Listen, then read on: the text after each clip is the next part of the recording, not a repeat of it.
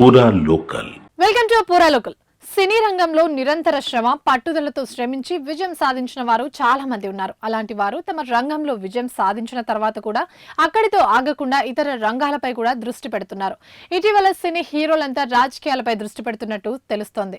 గతంలో అయితే ఎన్టీఆర్, ఎంజీఆర్, జయలలిత వంటి వారు సినిమా రంగంలో అశేష ప్రేక్షకుల ఆధార అభిమానాలు అందుకొని రాజకీయ రంగ ప్రవేశం చేసి ముఖ్యమంత్రులుగాను ప్రజాదరణ పొందారు. ఆ తర్వాత కమల్ హాసన్, విజయకాంత్ వంటి వారు కూడా రాజకీయ రంగ ప్రవేశం చేసి ప్రజల్లో ఉన్నారు. ప్రస్తుతం విజయ్ రాజకీయ రంగంలోకి దిగారు.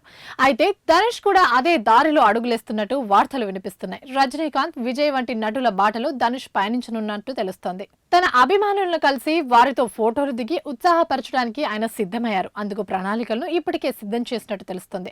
అందులో భాగంగా గత వారమే ధనుష్ తన అభిమానులను కలుసుకోవాల్సి ఉంది. అందుకు స్థానిక సలి గ్రామంలో ఒక స్టూడియోను కూడా 22 వారాల పాటు వారానికి ఒకరోజు అభిమానులను కలుసుకునేందుకు విధంగా బుక్ చేసినట్టు సమాచారం. ఈ నెల 27వ తేదీ నుంచి ప్రతి వారం 500 మంది అభిమానులను కలిసి మాట్లాడనున్నట్టు సమాచారం. ఇలా అభిమానులను కలవాలనుకున్న ధనుష్ సంచలన నిర్ణయం వెనుక రాజకీయ కోణం ఏదైనా ఉందా అనే చర్చ కోలీవుడ్ వర్గాల్లో చర్చ జరుగుతోంది. గతంలో రజనీకాంత్, విజయ్, కమల్ హాసన్ వంటి వారు కూడా మొదట అభిమానులతో ఫోటో కార్యక్రమం పెట్టి వారితో మరింత దగ్గరయ్యాకనే రాజకీయాల్లోకి ఎంట్రీ ఇచ్చిన విషయం తెలిసిందే.